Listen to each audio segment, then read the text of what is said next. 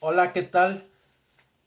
Soy Miguel Ángel Ramírez, el encargado del taller de difusión de Historia de México dentro del Centro Cultural Casa de las Bombas. Continuando con nuestro eje temático, que es el judaísmo en la Nueva España, hoy vengo a contarles la historia de Gonzalo Gómez, un poderoso encomendero español que tendrá conflictos con el Santo Oficio entre los años de 1536 y 1537. Esta historia he decidido dividirla en dos partes, siendo que hoy les contaré la primera mitad. A mediados del año de 1531, en el valle de Guayangareo, Gonzalo Gómez fundó una hacienda. Esta hacienda con el tiempo se convertirá en la ciudad de Valladolid, que es hoy la ciudad de Morelia, la capital del estado de Michoacán. Había conflictos y enemistades entre varios encomenderos en Michoacán. Entre ellos mismos había intriga, no dudaron en usar mentiras y el falso testimonio para perjudicar a sus rivales. Esto es lo que sucedió con Gonzalo Gómez, que fue acusado de ser judaizante. Gonzalo Gómez y Cristóbal de Valderrama tendrán un conflicto por los derechos de la encomienda del pueblo de Iztapa, ya que ambos se declaraban a sí mismos los poseedores de los derechos legítimos de esta encomienda, recordando que Hernán Cortés fue el primer español en repartir la encomienda en Michoacán. Sin embargo, Cortés tendrá problemas y habrá inestabilidad en el gobierno de la Nueva España, lo cual anulará las encomiendas otorgadas por Cortés en Michoacán y surgirá, por ejemplo, el conflicto entre Gómez y Valderrama por los derechos del pueblo de Iztapa. Fray Juan de Zumárraga fungirá como juez en el proceso contra Gonzalo Gómez. Zumárraga es un personaje muy polémico. Entre los años de 1528 y 1548 ocupó el cargo del primer arzobispo de México. Sus detractores dicen que ejerció este cargo con el celo de un fanático religioso, que estaba más interesado en las funciones inquisitoriales que en las episcopales, y condenando a muchas personas injustamente a la hoguera, entre ellos el cacique don Carlos de Texcoco en 1539.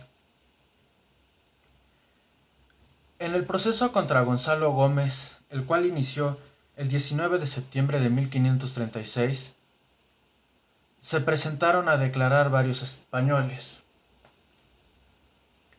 Entre ellos estaban Martín Jofre, Martín de Aranda, Gonzalo de Riobo y Sotomayor, Gregorio Gallego, Juan López, el fraile dominico Diego Pérez, etc. Entre los cargos que se le acusaba a Gonzalo Gómez estaba de haber realizado comentarios inapropiados y heréticos sobre una pintura ubicada en el pueblo de Uruapan. Esta pintura representaba el juicio final. Gregorio Gallego comentó que Gómez le dijo que la pintura era fantástica y arbitraria. Por su parte, Martín Jofre dijo que Gonzalo Gómez comparó esta pintura con otra ubicada en Toluca, opinando cínicamente que era obvio que tanto franciscanos como dominicos iban a representar la pintura de acuerdo con sus intereses, dándole cada una de estas órdenes más importancia a su agrupación. La cuestión de no respetar el día domingo y los días del santoral católico también salió a relucir aquí. Por ejemplo, Cristóbal de Valderrama comentó que Gonzalo Gómez tenía fama en México y en Michoacán de ser un hereje, además de descansar el día sábado y trabajar los domingos, Gregorio Gallego dijo que Gonzalo Gómez hacía trabajar a sus indios y a sus empleados el día domingo. Gonzalo de Riobo y Sotomayor acusó a Gonzalo Gómez de usar ropa limpia todos los días sábados, además de referir que en alguna ocasión un español le refirió las costumbres tan curiosas de viaje de Gonzalo Gómez. Gómez viajaba los viernes, descansaba los sábados, reanudando su marcha en el caballo los días domingos. Para poder defenderse, Gonzalo Gómez contrató los servicios de 3 prestigiosos abogados por aquel entonces: Vicencio de Riverol, Francisco Telles y Cristóbal de Benavente. Aunque el fiscal que llevaba el caso contra Gonzalo Gómez era el doctor Rafael de Cervantes, Cervantes pidió que en caso de que se encontrara culpable a Gonzalo Gómez, se le diera el máximo castigo, que se le entregara al brazo secular para ser quemado en el cadalso.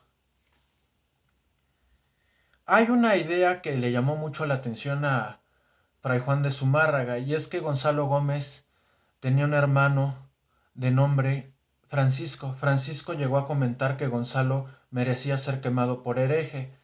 Zumárraga le cuestionó por qué había dicho esto, a lo que Francisco Gómez respondió que se enojaba mucho porque Gonzalo Gómez usaba la capilla de su rancho o de su hacienda para negocios y como dormitorio, además de tener muy descuidada la cruz en el patio de este rancho. Fray Juan de Zumárraga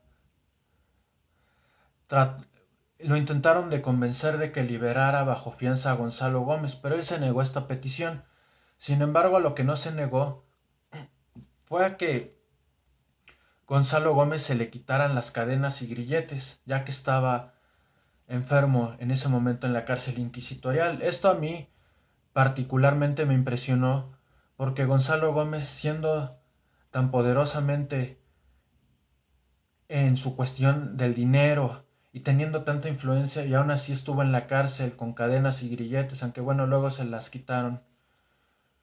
La última idea que les vengo a comentar es que Gonzalo Gómez fue acusado de comparar el bautismo de los indígenas con bautizar a los burros. Fray Juan de Zumárraga lo interrogó sobre esto, a lo que Gómez respondió que esta influencia la tuvo del padre Fray Alonso de Herrera, un cura que trabajaba en un monasterio en la ciudad de Cuernavaca. Este cura le dijo a Gonzalo Gómez que no tenía caso el bautismo de los indígenas si estos no querían saber cosas de la fe y no deseaban recibir el bautismo naturalmente. Esto yo lo comparo con un libro que se llama El queso y los gusanos, del historiador italiano Carlo Ginzburg. Aquí se nos relata la historia del molinero Menocchio, quien a mediados del siglo XVI fue juzgado por herejía, por tener unas ideas muy particulares en cuanto a filosofía y religión. Menocchio cuestionaba ideas como la crucifixión de Jesús, la cuestión del alma humana, que Dios sea omnipotente y que siempre haya existido. Y bueno, algo que les quería mostrar y que no se me pase, para hacerlo un poco más entretenido, sobre todo para los niños pequeños, es este pequeño burro, que es una piñata, para que, bueno, cuando comparó Gonzalo Gómez supuestamente el bautismo de los indígenas con bautizar burros, aquí está este pequeño burro, que espero que lo haya hecho más entretenido. Les agradezco por su atención, les mando un abrazo y muchas gracias por su atención.